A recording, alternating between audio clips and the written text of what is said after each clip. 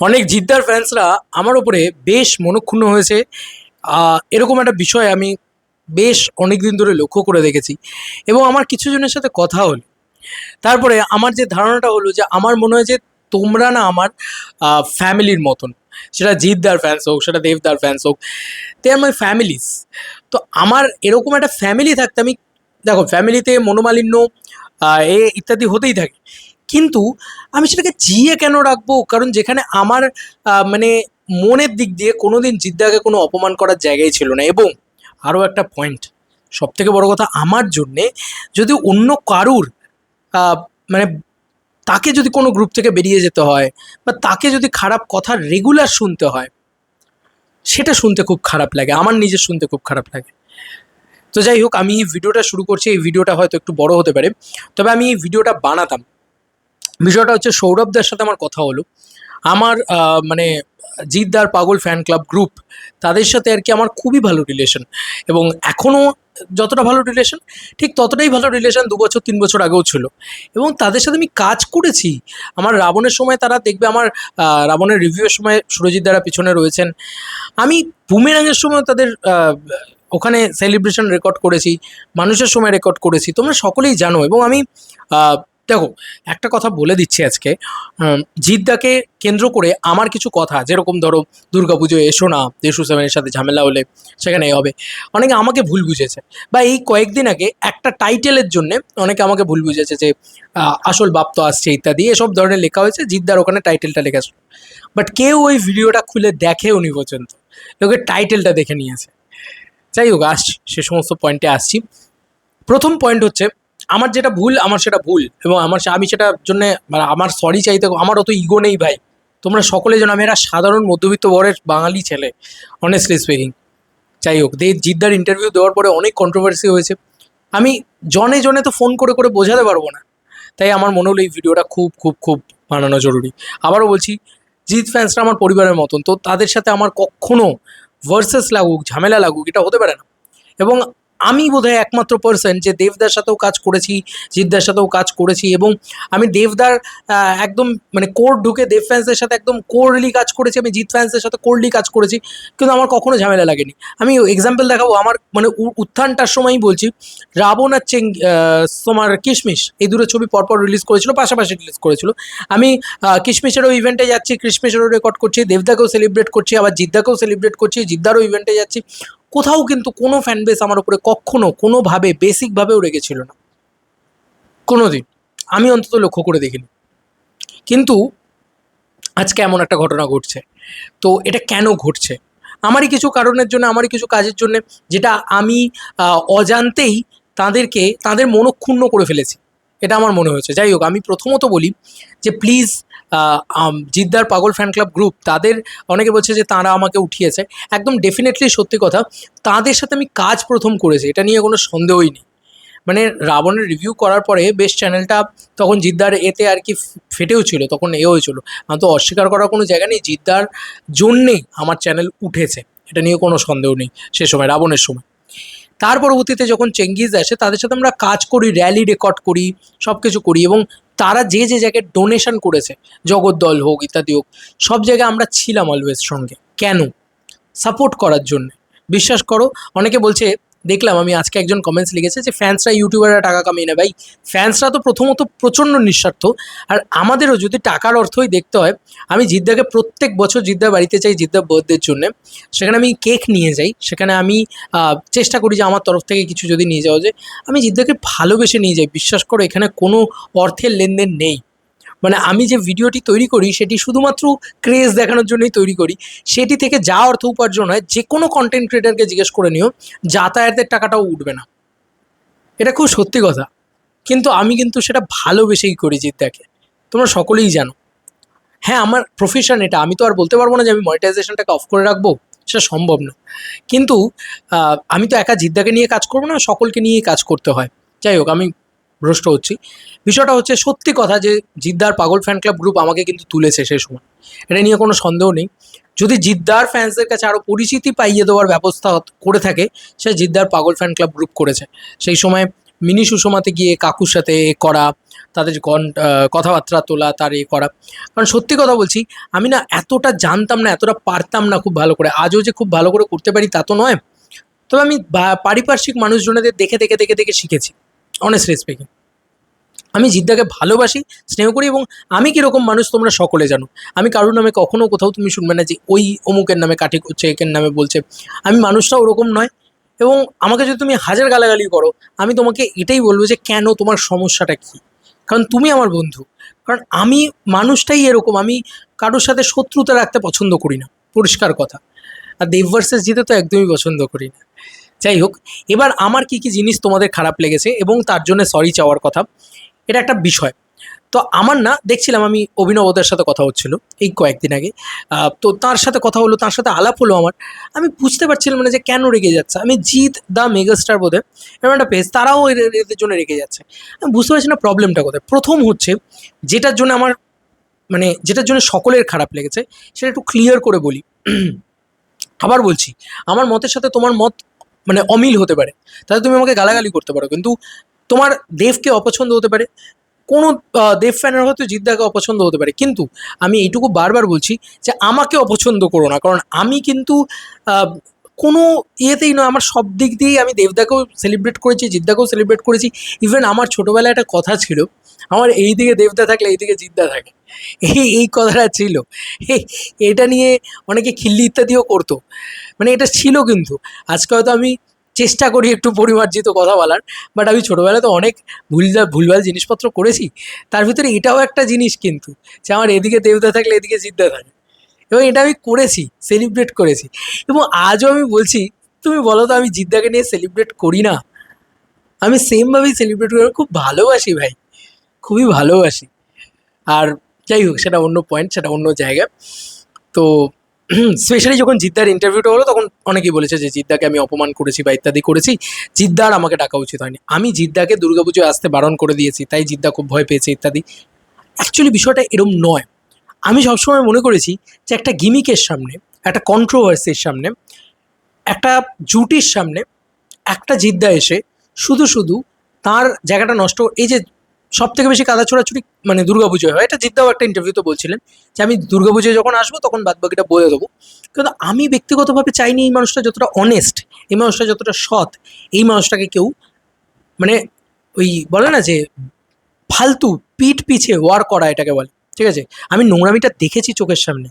আমি যখন last year দুর্গাপুজোটা দেখলাম না, এই রঘু ডাকাত, রক্তবিষ্টু ইত্যাদি ইত্যাদি, তখন আমার খুব খারাপ লেগেছিল যে এতটা নোংরামি হয় দুর্গাপুজোয়। এসো না জিদ্দা, তুমি অন্য যে কোনো টাইমে এসো।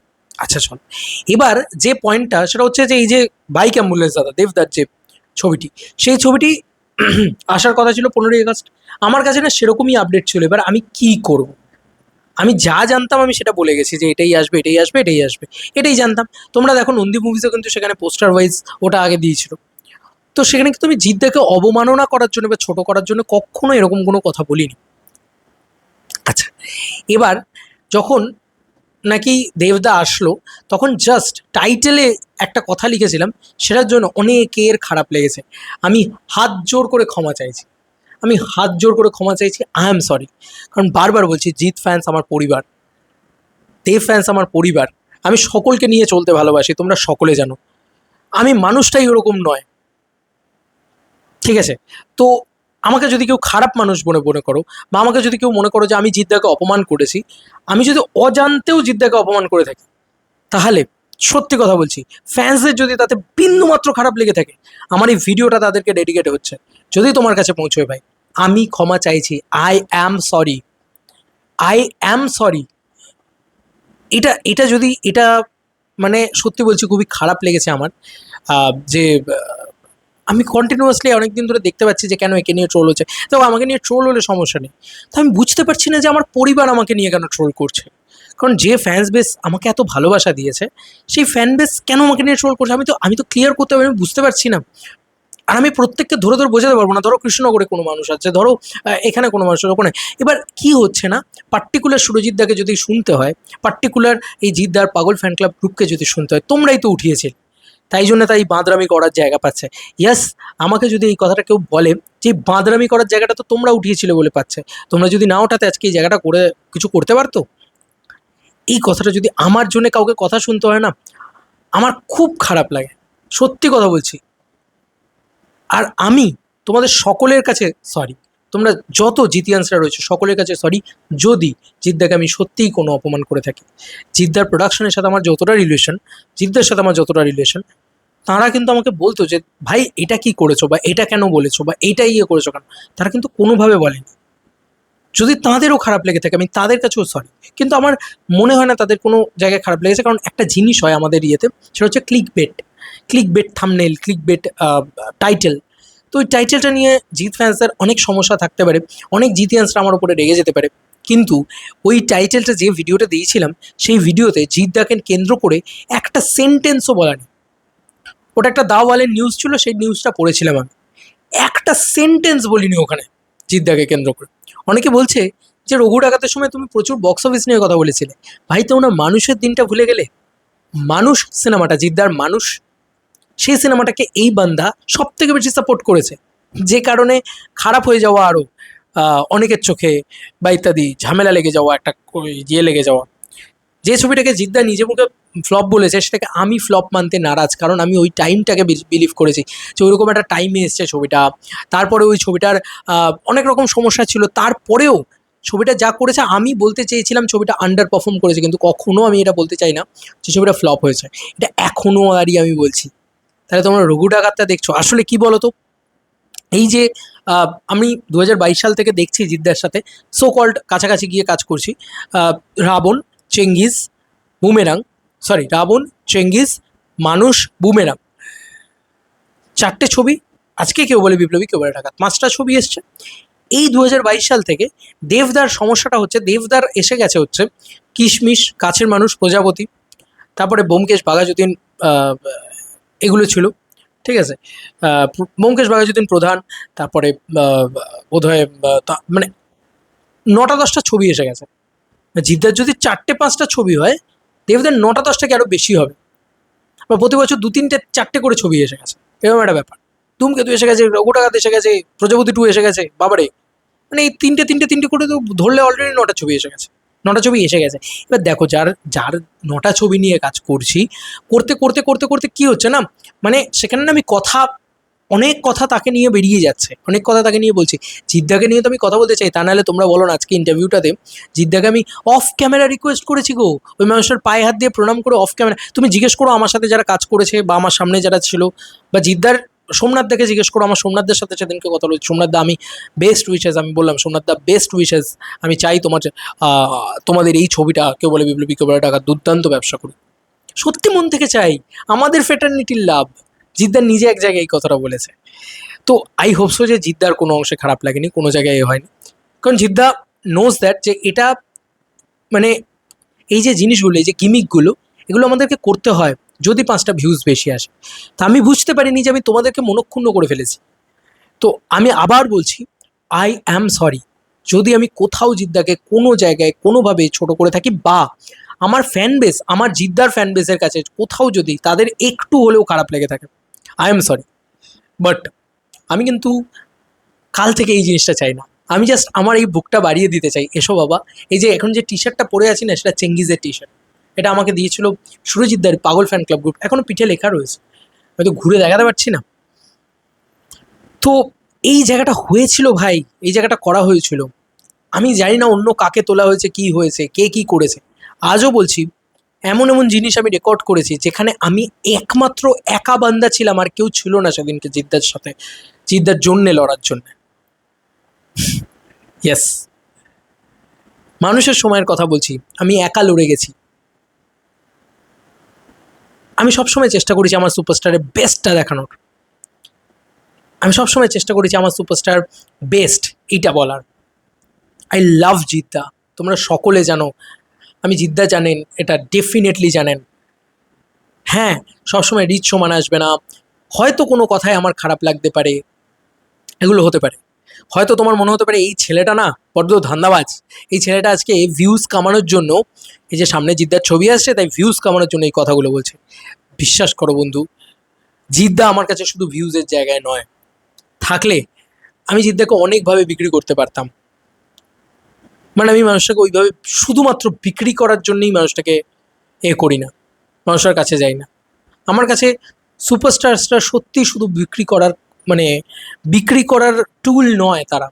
আমার রুজি এটা, আমাকে করতে হয়। এবং আমি বাংলা সিনেমা ছেড়ে অন্য কোনো ফিল্ডে যেতে পারিনি এখনও অবধি, যেখানে আমি বলতে পারি খুব অনেস্টলি স্পিকিং যে ভাই আমি এই নায়ককে নিয়ে শুধু কাজ করব, ওই নায়ককে নিয়ে শুধু কাজ করব না। আমার কাছে বাংলা সিনেমাটা আগে। আমি সব কটা নায়ককে নিয়ে কাজ করতে চাই, সকলকে সমান সম্মান করতে চাই। আমি জানি এক দলের কাছে খারাপ হয়ে যাব, আরেক দলের কাছে ভালো হয়ে যাব, এরকম ধরনের জিনিসপত্র ঘটবে, কিন্তু বিশ্বাস করো আমার কিন্তু দেবদার ফ্যান্সদের সাথেও যতটা সম্পর্ক ভালো, ততটাই জিদ্দার ফ্যান্সদের সাথেও সম্পর্ক ভালো। ইভেন মানে বড় মাথার উপরে যারা রয়েছেন তাদের সাথে তো সত্যিই তাই। মানে আমি অনির্বাণদাকে ফোন করে, অনির্বাণদা আমি যাচ্ছি একটা কেক নিয়ে, তুমি একটু ব্যবস্থা করে দিও, হ্যাঁ, আমি এইটা বলেছি। আমি অনির্বাণদা কখনো কিছু পাঠালে আমি সঙ্গে সঙ্গে সেটা রিয়াকশন করে দিয়েছি বা সেটার ভিডিও বানিয়েছি। এবং যখন যেটা হয়েছে সেটাকে আমি অনির্বাণদাকে বলে যে এটা দেখো না, এটা করছি, এরকম করছি, এগুলো করেছি। জিৎ ফ্যান ক্লাব কালীঘাট, জিদ্দার অফিসিয়াল ফ্যান ক্লাব, খুব ভালোবাসি আমি এই জায়গাটাকে। আমিও ফার্স্ট ডে উপস্থিত থাকতে চাই, শুধুমাত্র ভিউজ কামানোর জন্য নয়। আমি তোমাদেরকে আমার অ্যানালিটিক্স খুলে দেখিয়ে দেবো কত টাকা আসে। তুমি বলবে তুমি সার্ভাইভ কে করে করছো, এইটা তোমরা বলবে, বিশ্বাস করো। কিন্তু আমি ওই মানুষটাকে ভালোবেসে জাস্ট যাব, আর কিছু না। ইয়েস, আমার কাছে না এই জিনিসগুলো সত্যি, হয়তো তোমাদের ভুল লেগেছে, তোমাদের কোথাও খারাপ লেগেছে, আমার ভুলটা আমার ভুল। আমার ওরকম ধরনের থাম্বনেল দেওয়া উচিত হয়নি। আমি তো কয়েকদিন আগে টলিউডের মুখে মুতে দিল বলে এমন একটা থাম্বনেল দিয়েছিলাম, সেটা তো অনেকে খচে গিয়েছিল। বাংলাদেশ নিয়ে একটা ভিডিও বানিয়েছিলাম, সেখানে অনেকে খসে গিয়েছিল, অনেকে রেগে গিয়েছিল। তো এটা আমার ভুল, আই এম সরি। বাট আমি কিন্তু ওই ধরনের কোনো মানসিকতা নিয়ে বা জিদ্দাকে ছোট করার জন্য, দেবদাকে ছোট করার জন্য কোনো বক্তব্য আমি কখনো রাখতে চাই না, চাইও নি। আমি বারবার বলছি তোমার যাকে অপছন্দ হয় অপছন্দ করো, বাট আমাকে অপছন্দ করো না। কারণ আমি মানুষটা কখনো কারোর ক্ষতি চাই না, কখনো কারোর খারাপ চাই না। আর আমি সকলকে নিয়ে চলতে ভালোবাসি। আর প্লিজ আমার জন্যে কাউকে বলো না, তোমার মনে হলে ডিরেক্ট আমাকে বলো, তোমার আমার কিছু খারাপ লাগলে আমাকে বলো। বাট এই তোমরাই তো উঠিয়েছো, এটা বলো না। কারণ আমি সবসময় এই ছোট থেকে একটা জিনিস মনে করেছি যে আমি যাই করি আমি নিজের দমে করব, এবং আমার দোষে যেন কাউকে কথা না শুনতে হয়, এটা আমি বারবার মনে করে এসেছি। তাই যদি যখন যেখানে যে কোনোভাবে আমার জন্যে কাউকে কথা শুনতে হয়েছে, আমি জাস্ট মানে হাত জোড় করে মাফ চেয়ে নিয়েছি। এবং আমি চেষ্টা করেছি সেই কাজ আর না করার। আমি চেষ্টা করব পরবর্তীতে। দেখো আমি দেশু 7 আসছি, আমি দেশু 7 নিয়ে কন্টেন্ট করব, আমি খবর করব, এটা আমার কাজ, এটা আমার প্রফেশন। কিন্তু এটা মানে এই নয় যে আমি দেবদাকে নিয়ে ভিডিও বানাচ্ছি মানে জিদ্দাকে অবমাননা করছি।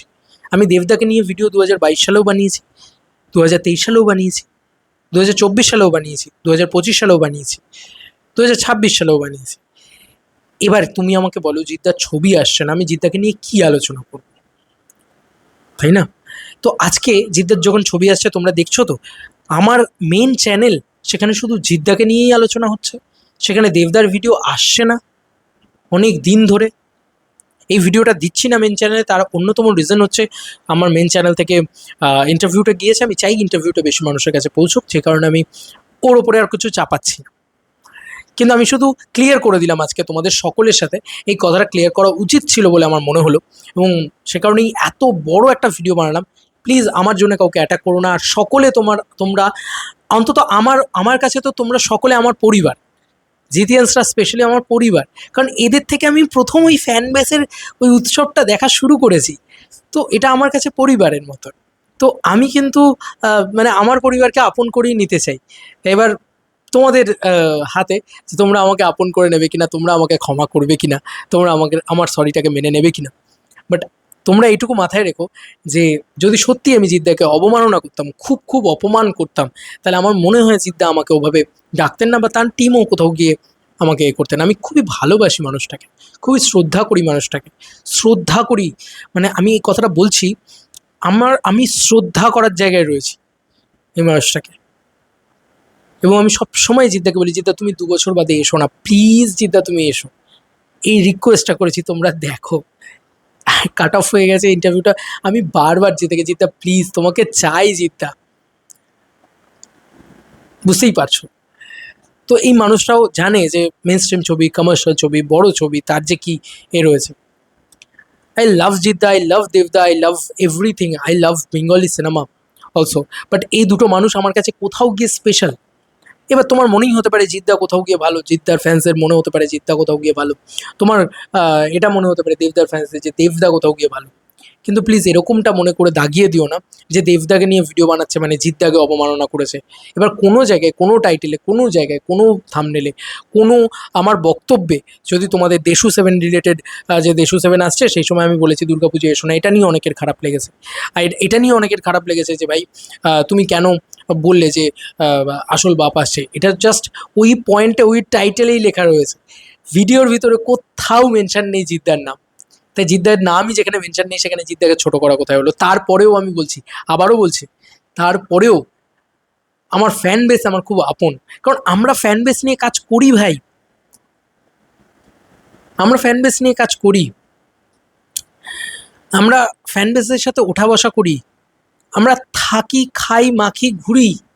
অনেস্টলি স্পিকিং ফ্যান্সদের সাথে আমার ভালো লাগে, আমি জিদ্দার সাথেও ঘুরি, আমি জিদ্দার ফ্যান্সদের সাথেও ঘুরি, আমরা একসাথে খেয়েছি, আমরা একসাথে থেকেছি। তো সেই অর্থে সুরজিৎদার মনে আছে নিশ্চয়ই, আমি কত রাত্রির ছিল, সুরজিৎদা বলেছিল তুমি আমার বাড়িতে থেকে যাও, তারপরেও আমি থাকিনি, মানে আমি বাড়ি ফিরে এসেছি। বিকজ আমার বাড়ি ফিরে এসে ওই আপলোডটা আরও সুবিধা হয় বসাতে, সেই কারণে আর কি, যে কারণেই আরও ফিরে আসতে হয়। যাই হোক, তো আমি কিন্তু ফিরে এসেছিলাম, আর সেই সময় আমি ওখানে চলে গিয়েছিলাম জিদ্দার জন্য। মনে আছে কিনা জানি না, এগুলো তো জাহির করার জিনিস নয়। অনেকে বলবে দেখেছো ফ্লেক্স করছে, জিদ্দাকে ভালোবাসে, সেটাকে শো অফ করছে। না না না, আমি ঠিক শো অফটাও করতে চাই না, বাট আজকে মনে করিয়ে দিতে হচ্ছে, কারণ তোমরা হয়তো মেবি আমাকে ভুল বুঝছো। আহ, এটাই আর কি।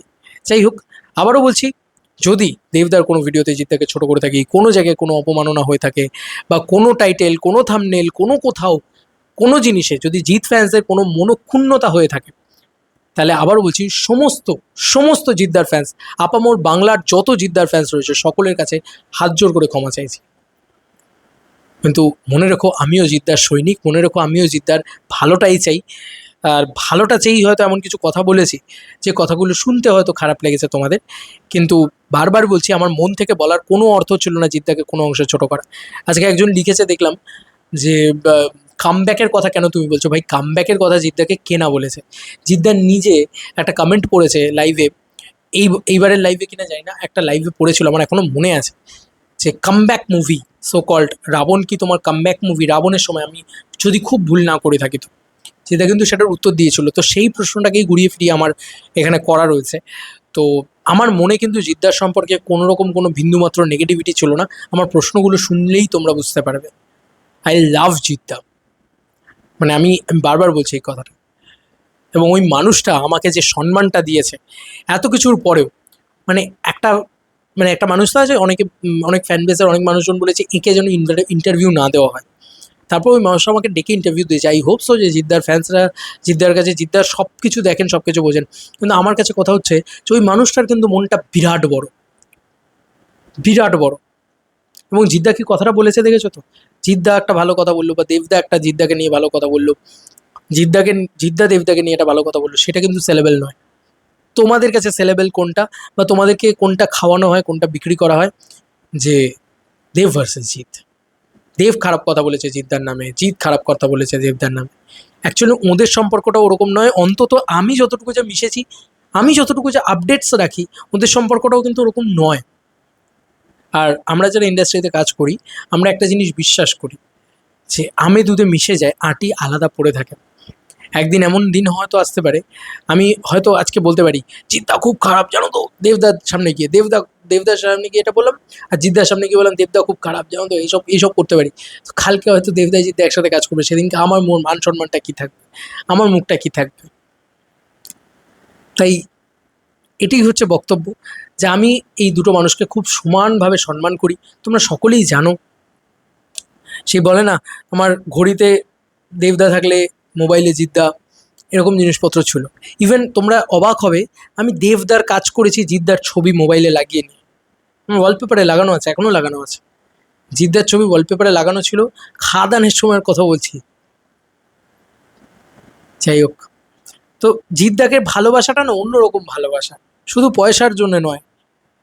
আমিও ছোটোবেলা থেকে, আজকে আমি জিদ্দার সাথে ঝগড়া করেছি তোমার মনে হয় যে জিদ্দা জিদ্দা বলছেন ফাইটার, আমি সেখানে আওয়ারা বলছি?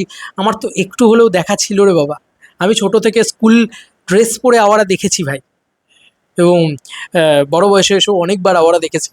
যে কারণে আমার মনে আছে যে পথিকৃৎ বাসু কোন ছবিতে জিদ্দার বন্ধু ভূমিকায় ছিল। আমার ওই ভালোবাসাটা আছে জিদ্দার প্রতি।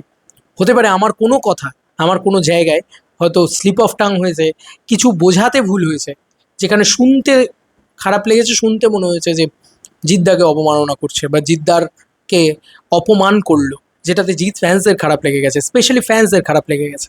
আবার বলছি তাদের কাছে, ভিডিওটা শেষ করব, আই অ্যাম সরি, বাট মন থেকে পারলে ক্ষমা করে দিও বস। ক্ষমার থেকে বড় তো কিছু হতে পারে না। কারণ আমি সকলের সাথে একবার জড়িয়ে ধরতে চাই, সকলের সাথে একসাথে বসে ও জিদ্দা বলে সেলিব্রেট করতে চাই, ঠিক আছে, হাততালি দিতে চাই, চিৎকার করতে চাই, যেটা হলে কি বসে আমি করেছিলাম, যেটা হলে বসে আমি করি অলওয়েজ। জিদ্দার ফ্যান্সদের সাথেই করি স্পেশালি। একসাথে চিৎকার করি, একসাথে আনন্দ করি, একসাথে খাওয়া দাওয়া করি, একসাথে নাচানাচি করি, এগুলো কিন্তু করি আমরা। তো যাই হোক, অনেক বড় ভিডিওটা হয়ে গেল, কিন্তু আমি অনেক মনের কথা বললাম। প্লিজ আবারও বলছি, কোনো রাগ আমার সম্পর্কে পুষে রেখো না, কোনো জিতিয়ান্সরা, সকলে তোমরা আমার খুব খুব কাছের, খুব পরিবারের মতো। চলো বন্ধুরা, নতুন কোনো ভিডিওতে দেখা হবে, বাই।